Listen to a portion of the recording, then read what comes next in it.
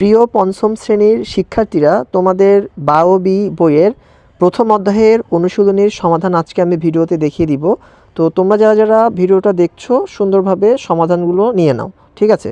তো প্রথমে দেখো, আমরা সমাধান করব আমাদের বইয়ের অনুশীলনীর হচ্ছে ক, সঠিক উত্তরের পাশে টিক চিহ্ন দিতে হবে। ওকে, অর্থাৎ উপরে প্রশ্ন দেওয়া আছে, এই প্রশ্নটা বুঝে 4টা অপশন দেওয়া আছে, যে কোনো একটা অপশন আমাদেরকে অপশনে টিক চিহ্ন দিতে হবে। ওকে, প্রথমটা দেখো, যে প্রথম যে প্রশ্নটা বলা হয়েছে ক নাম্বার, এখানে বলা হয়েছে নিচের কোনটি জীবাশ্ম জ্বালানি, ঠিক আছে?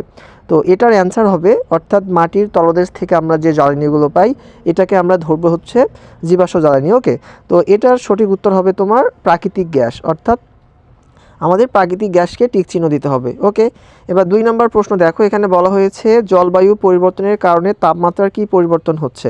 ওকে, তো এটার অ্যান্সার হবে যে এটা হলো দ্রুত বাড়ছে। ওকে, জলবায়ু পরিবর্তনের কারণে তাপমাত্রার কি পরিবর্তন হচ্ছে, এটার অ্যান্সার হবে দ্রুত বাড়ছে, অর্থাৎ জলবায়ু পরিবর্তনের কারণে আমাদের পরিবেশের তাপমাত্রা খুব দ্রুত বেড়ে চলছে। ওকে, এবার 3 নম্বর দেখো, যে প্রশ্নটা বলা হয়েছে তোমাদের, যে কৃষিকাজে প্রয়োজনীয় সেচের পানি না পাওয়ার মূল কারণ কি। যে কৃষক যারা কৃষিকাজ করে এরকম মানে সেচের প্রয়োজন হয় ফসলে, এটা কৃষিকাজে কিন্তু প্রয়োজনীয় সেচের পানি না পাওয়ার মূল কারণটা হলো যে গ নম্বরটা হবে সঠিক উত্তর, যে ভূগর্ভস্থ পানির স্তর নিচে নেমে যাওয়ার কারণে। ওকে, তো আশা করি প্রিয় শিক্ষার্থীরা তোমরা ক নম্বর সঠিক উত্তরগুলো জানতে পেরেছো ক এর। এবার আমরা খ নম্বর শূন্যস্থান পূরণ করব।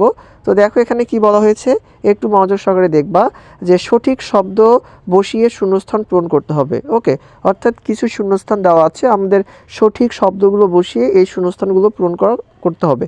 ওকে, প্রথমে দেখো আমরা 1 নম্বর দেখি, চলো এটার এবার উত্তরে চলে যাই যে কিভাবে আমরা এটা সলভ করতে পারি। তো প্রিয় শিক্ষার্থীরা দেখো, আমাদের এখানে আমি সলভ দিয়ে দিয়েছি, তোমাদের সম্পূর্ণ এখানে সমাধান রয়েছে।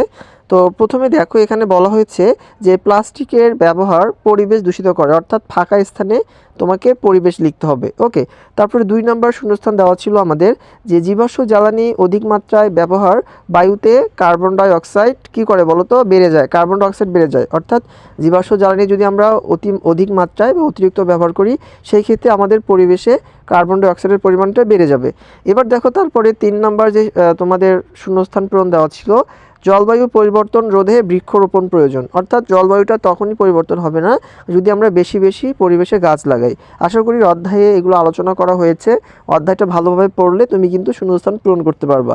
ওকে, এবার 4 নম্বর দেখো, বলা হয়েছে কংক্রিট ব্লকের ব্যবহার পরিবেশ দূষণ কমায়, সুন্দর অথবা ক্ষতি কমায়, দূষণ ক্ষতি তুমি যেটা দাও না কেন উত্তর দিলে হয়ে যাবে।